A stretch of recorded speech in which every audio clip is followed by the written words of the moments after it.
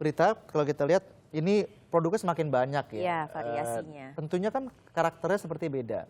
Mungkin bisa dijelaskan apa nih bedanya antara yang peer-to-peer lending yang online yang biasa kita temui di internet dengan yang ditawarkan pinjaman oleh bank? Oke, pertama kalau konsep bank itu adalah ada yang menempatkan dana dalam bentuk tabungan atau deposito, kemudian bank kumpulkan lalu disalurkan dalam bentuk kredit. Jadi sebetulnya pihak yang menempatkan dana itu tidak tahu dananya disalurkan kepada siapa saja. Nah sedangkan kalau peer-to-peer lending konsepnya itu yang kita pahami adalah memang si investor yang memberikan dana itu mengetahui dananya ini akan disalurkan kepada proyek atau kebutuhan yang mana. Jadi itu udah konsep yang cukup sangat berbeda. Otomatis dananya ini juga akan sedikit berbeda dalam hal pada saat investor mau menarik dananya kembali, kalau tabungan itu bisa ditarik sewaktu-waktu.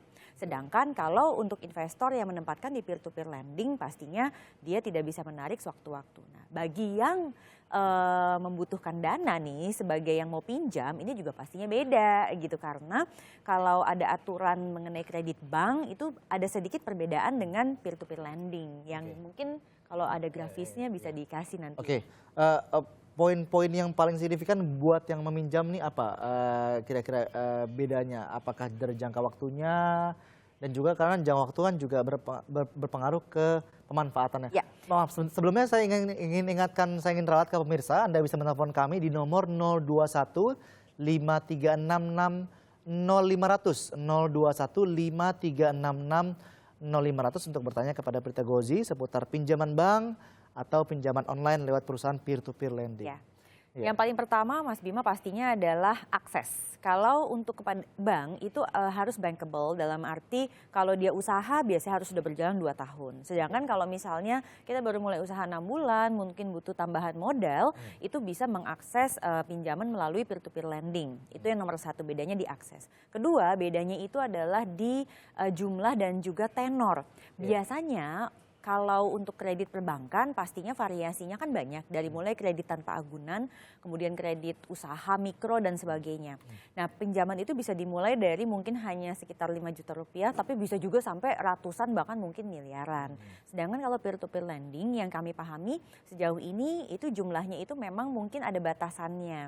Dalam arti kalau kita masih UMKM yang baru pastinya tidak bisa mengambil yang terlalu besar juga. Itu masalah jumlah dan juga durasi. Nah, durasi jadi juga kan lebih panjang. Durasinya kalau bank biasanya lebih panjang. Bank lebih panjang dibandingkan peer-to-peer lending. Kalau peer-to-peer lending lebih pendek dan peer-to-peer lending maksimalnya lebih terbatas ya pinjamannya. Iya, betul sekali. Nah, dengan tenor yang lebih pendek ini artinya apa sih? Artinya apakah harus diwaspadai bunganya atau tata cara mencicilnya tuh akan harus dibedakan sebetulnya dengan cicil kepada bank? Peruntukannya malah. Jadi gini, kalau misalnya kita mengambil kredit tanpa agunan, kita buka mata saja ya, bahwa banyak sekali kita dapati di lapangan orang ambil kredit tanpa agunan untuk apa? Ternyata untuk menambah biaya hidup gitu, sehingga peruntukannya kan kurang jelas. Jadi dia pokoknya ya udahlah, pokoknya yang penting cicil aja. Tapi kalau misalnya peer-to-peer lending, kita harus jelas peruntukannya untuk apa, sehingga kita tahu oh kita akan mampu membayar untuk berapa bulan ke depan. Jadi itu sudah harus jelas di situ.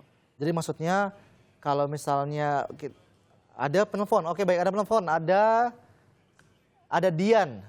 Adrian dari Jakarta. Selamat pagi Pak Adrian, silakan pertanyaannya.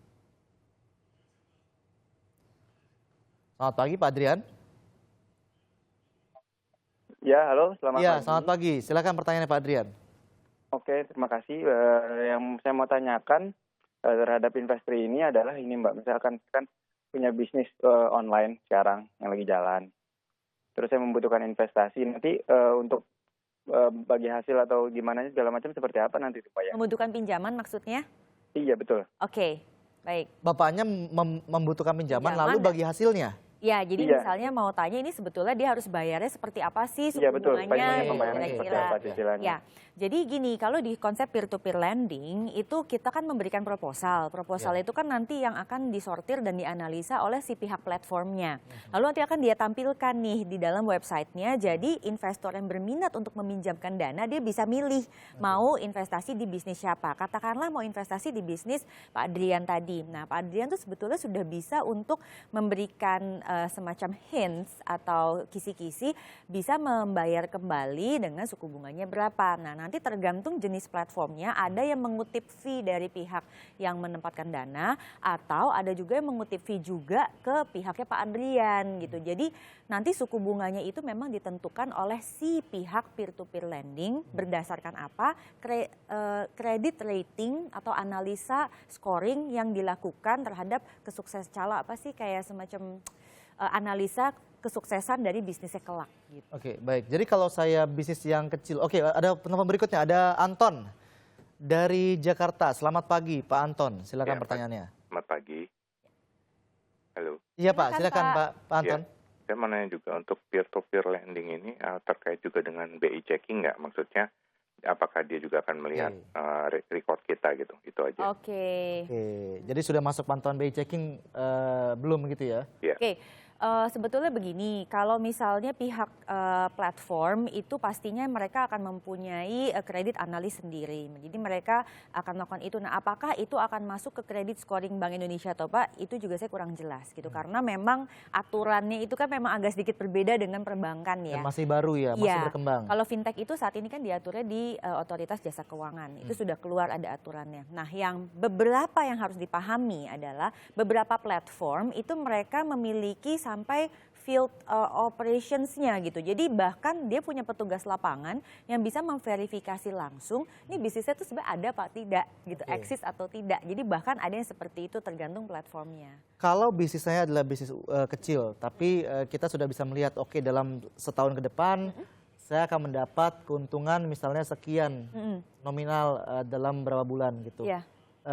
Lalu saya butuh cepat, artinya apakah akan lebih menguntungkan kalau peer-to-peer lending? Ya, karena gini, perbedaan antara proses aplikasi di antara bank dan peer-to-peer lending memang jujur lebih mudah di peer-to-peer lending. Kenapa? Kalau di bank pastinya ada formnya, kemudian dia butuh waktu dan sebagainya. Sedangkan kalau lewat platform itu dia cuma tinggal istilahnya daftar online, terus kalau sudah masuk semua datanya lengkap, terus disetujui, masuklah ke dalam pilihan-pilihan yang bisa ditempatkan dananya. Nah, kalau ternyata ada yang berminat, jadi kayak semacam cari jodoh lah gitu ya, ada yang minat, ya langsung bisa turun, cair dananya lebih cepat. Baik, ada penelpon kita yang ketiga, Pak Harijal Halo, selamat dari Palembang. Selamat pagi, Pak Harijal. Ini kalau kita kan ini sekarang kan ini hampir musim Lebaran ini kan Oke. saya butuh dana. Kira-kira dana itu misalnya nggak banyak, paling 15 atau sampai 20 juta itu untuk beli barang-barang dari Jakarta ke Palembang itu kira-kira itu gimana pembayarannya, terus peminjamannya itu gimana? Berarti ini Bapak untuk modal usaha ya? Iya. Oke. Iya. Baik, Baik. Itu aja terus. baik, Lebaran sebentar lagi. Ya, jadi ceritanya mau jualan, kemudian butuh modal untuk usaha sama, itu bisa. Jadi Bapak harus melakukan proses aplikasi pastinya. Kemudian kan peruntukannya sudah jelas, yaitu saya butuh dana talangan untuk membeli keperluan barang modal gitu ya. Nah, itu yang bisa ditampilkan, lalu ditampilkan juga nanti mungkin potensi keuntungannya seperti apa. Nanti akan dianalisa kreditnya pastinya, dan kalau memang disetujui kembali lagi semuanya sudah lengkap, akan tampil pasti di platformnya tersebut. Berarti kalau kebutuhan adalah untuk Lebaran, lebih dekat dengan meminjam di peer-to-peer lending karena sudah dalam Sepertinya waktu begitu dekat. karena waktunya cukup dekat ya. Baik, lumayan banyak telepon pada hari ini dan semoga tadi tipsnya bisa berguna ya dengan banyaknya Mudah-mudahan. pilihan yang ada di publik, dan terima kasih saudara yang sudah menelpon. Sayang sekali kami tidak bisa mengangkat telepon Anda lagi, dan terima kasih juga Prita Gozi dan semoga bermanfaat buat pemirsa.